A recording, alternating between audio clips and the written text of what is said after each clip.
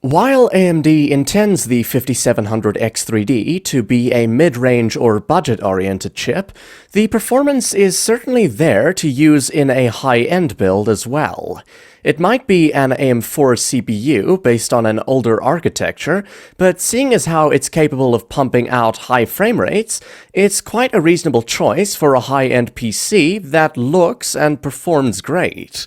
The CPU won't bottleneck any of the latest and greatest graphics cards, and it certainly won't be a problem at higher resolutions either. This means that you can use it with practically any GPU that's relatively recent, even if it's relatively high-end. That's going to be the main idea around this premium build, as we'll see later on. First, let's talk about the motherboard choice. The Asus ROG STRIX B550F is a fantastic AM4 motherboard, and it's the perfect centerpiece for a premium build. Design-wise, it's a stunning board. You get a rear panel I/O cover that has the ROG I logo with RGB lighting, a sleek black PCB, and massive heatsinks all round. It was one of the higher-end B550 motherboards when it originally launched, but it's quite affordable these days. It features two PCIe Gen 4 M2 slots, Wi-Fi 6, Bluetooth 5.2, and a highly robust 14-phase power delivery design. The VRM configuration is highly overbuilt for the 5700X3D, which means reliability won't be a problem at all. As this is an Asus board, it also features Aura Sync for easy integration for all your RGB devices. It also has a good number of USB 3.2 Gen 2 and Gen 1 ports. The RAM I went with is just as impressive as the motherboard. Corsair's Vengeance RGB Pro line is a fantastic choice, as it blends the high-end looks with seriously impressive performance. The 32GB DDR4 3600 CL18 kit is perfect for gaming, and the higher capacity makes it great for productivity applications as well. Of course, I couldn't skimp out on storage if we're going all out. The Western Digital SN850X is easily one of the fastest PCIe Gen 4 SSDs, and it has all the hallmarks of a premium SSD. 2 GB of DRAM cache, fast and consistent read/write speeds, and a very sleek appearance. It's a bit on the pricier side, but that's to be expected with a fast 2TB Gen 4 drive. Moving on to the CPU cooler, Thermalright is a brand that I always find interesting, as it delivers high-end performance without breaking the bank. This is why I chose their frozen Notte ARGB 360 AIO.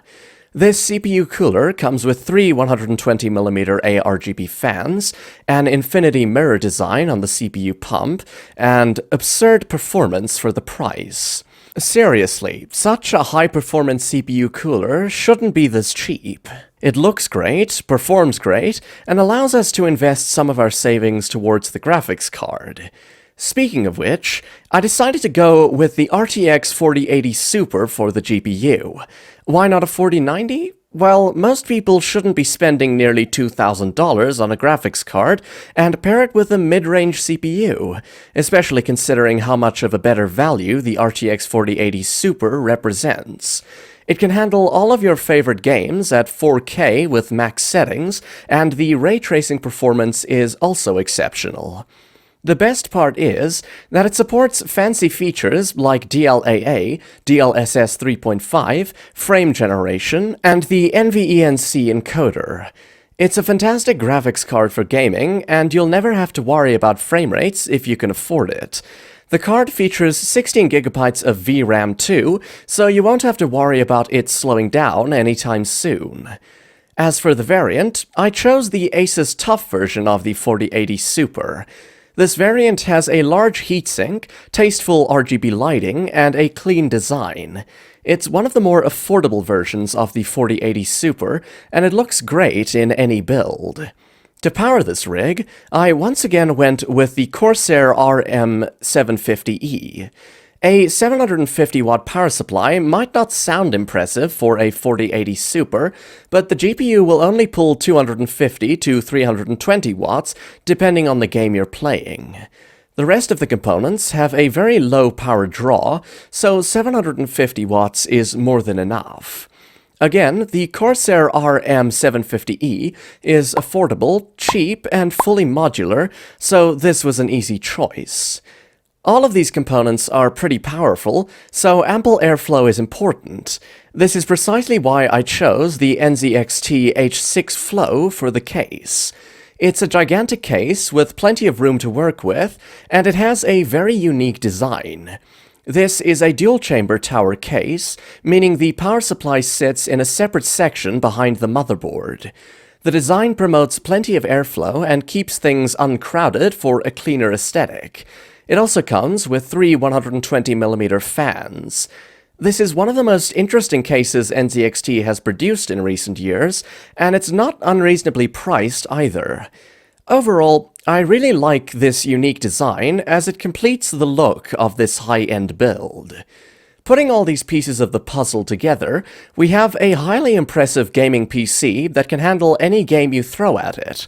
The RTX 4080 Super will be able to handle graphically intensive games for years down the line, and the overall look of this PC is fantastic.